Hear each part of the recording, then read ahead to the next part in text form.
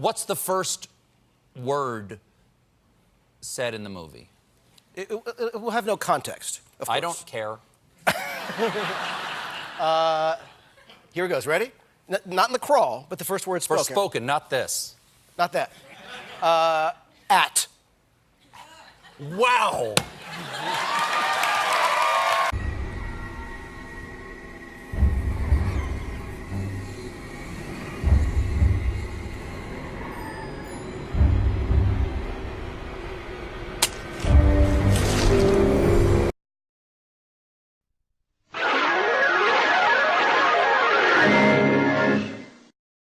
His brains ran down. Oh, if his brains ran down, how could he talk? It happens to people all the time, Jack.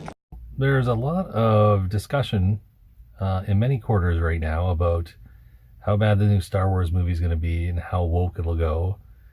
Will there be talk about LGBT? Will there be talk about women? Will there be talk about evil white people or cyborg rights or whatever form it takes? And how bad will the script be under Jar Jar Abrams? I'm not going to go watch this movie. I do not watch Disney movies at this point unless I have really good positive feedback from people that I know. And I suggest that as a very good way to treat these movies from a company that has grown increasingly incapable of doing anything but growing larger financially and acquiring more property to essentially shovel into our ears and our eyes. Mr. Marsh! Oh, that's me, Randy Marsh. Who is this? I don't know you. Are you from Pixar? No, I'm from South Park. What South Park? Do I own that? No, not yet, sir. People don't seem to understand that the real problem with Disney and this type of business is that they have become financial bullies. They don't have a monopoly, but they have been able to force theaters already without the ability to own them. They have been able to force owners in these big chains of theaters, if they want to get Star Wars or Avenger movies, to sign contracts about how long their movies will play, which ones will play, and I suspect to be able to intimidate them away from competitors at times. An example I use is Shaft. On the cover, Samuel L. Jackson, an A-list celebrity, with a film that caters to an already established cult following and a good production. I didn't even know it was released, and when I checked in my area, it was playing at one theater, which was about 45-minute drive away, nowhere else. And they said it was a bomb like all the other films, but it hadn't even shown up in theaters. What is wrong with you? She picked up a bat. You can't beat up a woman. Why not? Because she's a woman. That's like misogynistic. You the one being misogynistic. I ain't mentioned her gender. Okay. I'm an equal opportunity ass whooper. Oh, damn. Oh, there's no non-violent people in Harlem. So these types of things are very suspect. And for most people that don't know until recently, and this is the really big serious change I think that's going on right now, is that studios have been prevented from owning vertically the entire industry, specifically at the theater level, because they used to abuse this to such an extent. An antitrust was brought against it in 1948.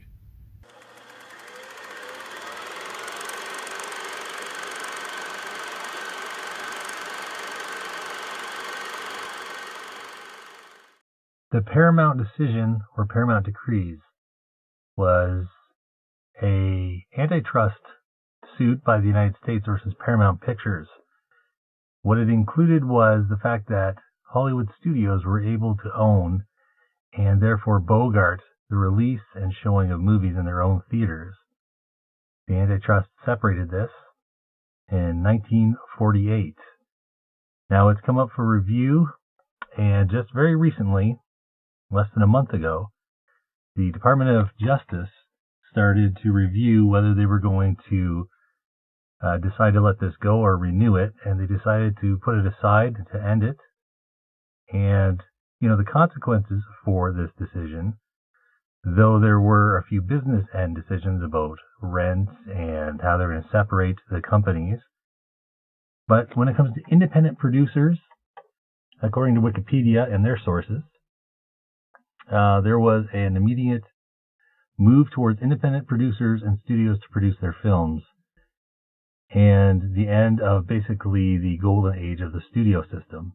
There was a lot that was difficult about that, but when you come to ideas like, for instance, risky ones like the Joker, these will become less likely to occur now, and stuff that's much more streamlined and easy, romantic comedies, Transformer-style movies, the Avengers, all of this type of stuff will become more and more commonplace, because you're not going to have, as these theaters are bought up and their interests are controlled more directly, the ability to choose what you watch.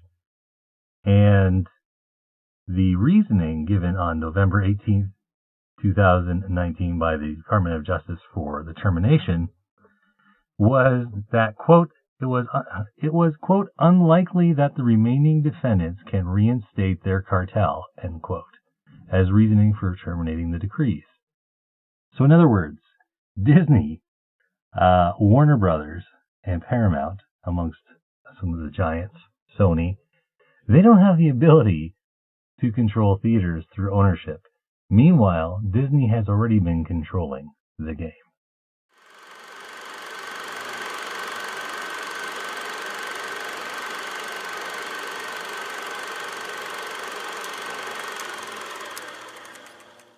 I'll let it sink in with you. There's going to be some conflict. Business should be allowed to own how they want things to be owned. But a lot of excellent movies over the last decades, over the last half century or more, probably would never have been created under the old studio system. And we seem to be fast approaching a lack of creativity and a formulaic financial system which determines what we get to see and what we don't.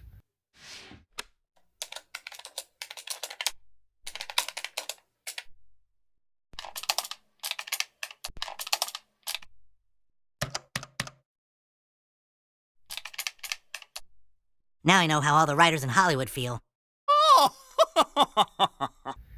And some of the new players are just as eager to jump on. Netflix has already apparently purchased some theaters, and they're one of the new kids on the block.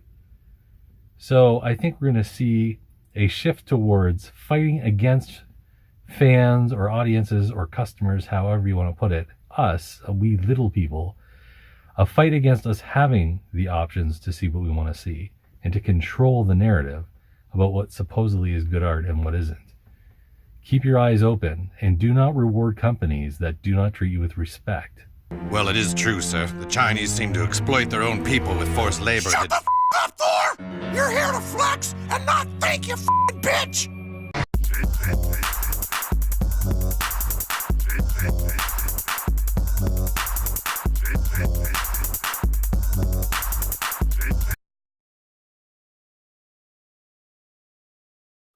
Film directing, I think, is a misnomer for anybody that seriously wants to make films, because directing the film is only, you might say, 1/3 of the process. You know, writing the film, directing the film, and then editing the film is, you might say, the whole job. And it's only the old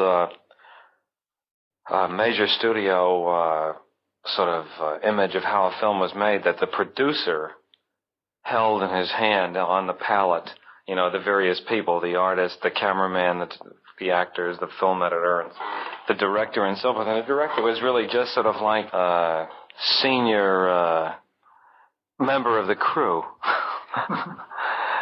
And that, you know, he had no real integrating status in what happened. I mean, there were the few exceptional characters, even in the great days of the Hollywood studios, who somehow exerted their authority over what went on. But, I mean, even today, you know, you talk about directors have the right of, they call the first cut, which means they must approve the first cut, but then the producer can do whatever he wants.